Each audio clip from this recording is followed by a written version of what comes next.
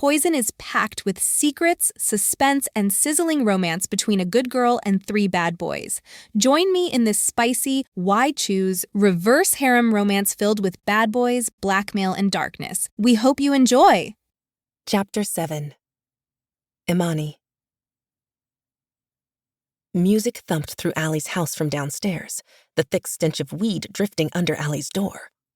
For some ungodly reason, Jace, her stepbrother, who she definitely still had a thing for, even though she swore she didn't, decided to throw a rager the Thursday night before our biggest biology test.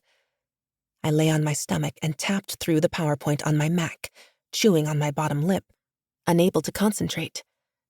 I hadn't been able to think straight all night, and it wasn't because of the party. Poison was on my mind and wouldn't fucking leave me alone. Before they had kicked me out of Joao's car, they had made their point clear. They didn't want any of my parents' money. No matter how much money I offered, even up to $500,000, no matter how much I promised, I could give them a better place to stay in Redwood, a vacation that they so desperately needed to stop being pricks. They would accept nothing but me.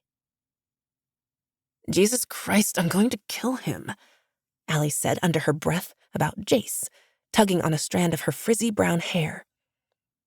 Why don't we stop for tonight? We've been at this for 6 hours now, I offered, because I definitely wasn't retaining any of this information tonight.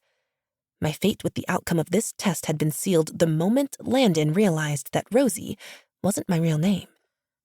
I'd fail the test tomorrow and get scolded by my parents. But I'd rather be reprimanded than have my secrets revealed to all of Redwood. When Allie frowned and pushed up the thick glasses on her nose, I closed my laptop and smiled at her. Or, if you want, you can come to my place to study. No, it's fine. She tossed her notebook on her desk. I'll just fail. I rolled my eyes. Girl, stop. We all know that you're going to get over 100. Especially with all the extra credit that Barnes gives. I pushed my laptop into my backpack. And if you don't, you can always ask Barnes for more extra credit. You're hot enough to seduce him. Ew, gross. She wrinkled her nose. He's like 70. All I'm saying is that you don't even have to work for that A+. Just shake a little ass, I said, moving my next to nothing ass for emphasis. Lucky for Allie, she had a little more to shake for Barnes, if she really wanted to. Her ass was fat with a capital F, and I was definitely saying that out of jealousy. But I loved her anyway. I always would. After I swung my backpack over my shoulder, we walked down the hallway and into the living room, dim lights illuminating a haze of smoke that sat heavily in the air. I glanced around the room like a crazy woman, looking for Poison. They always seemed to show up at parties like this, where there was enough weed to go around for years, and where they could take advantage of the rich kids, maybe even steal some of their parents' shit.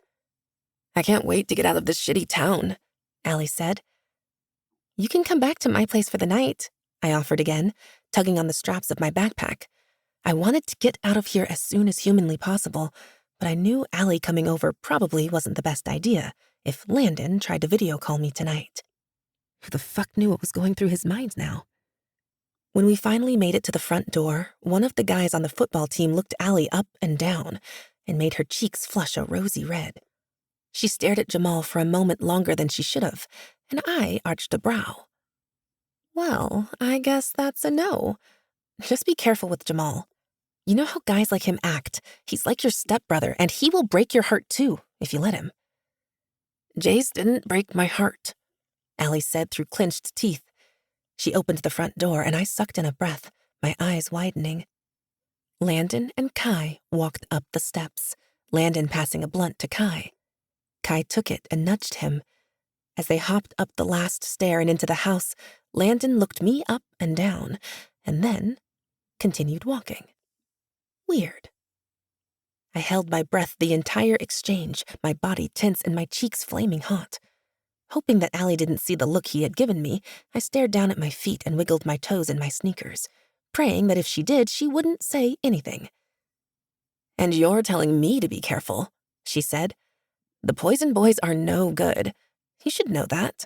I know, I reassured, stepping out the door and waving her off. Don't worry about me. But she should worry about me, because poison terrified everyone. When I finally made it through the maze of cars to mine, I slumped my shoulders forward and let out a loud sigh, wishing I could exhale all my problems just as easily. I unlocked my car and threw my bag into the back seat. "Not staying?" someone asked me from behind. I jumped up, hand pressed over my heart, and turned around to see João leaning against his black Mercedes-Benz with tinted windows. With him being from the bad side of town, I couldn't fathom how he could afford a car like that, but I wasn't going to strike up a conversation to ask about it. He inhaled smoke from a cigarette, grabbed it by his thumb and forefinger, and held it out for me. I wrinkled my nose and ignored it, opening the driver's door. "No, I'm not." I sat in the car, about to slam the door when he grabbed it and held it open, bicep flexing. Tossing the cigarette onto the ground, he stomped it out with the heel of his boot. "Where are you going?" he asked with a Brazilian accent. I had only really heard that change in his voice when he was angry or annoyed at someone in Redwood's halls. "It's none of your business." I slapped a hand over my mouth, my eyes wide.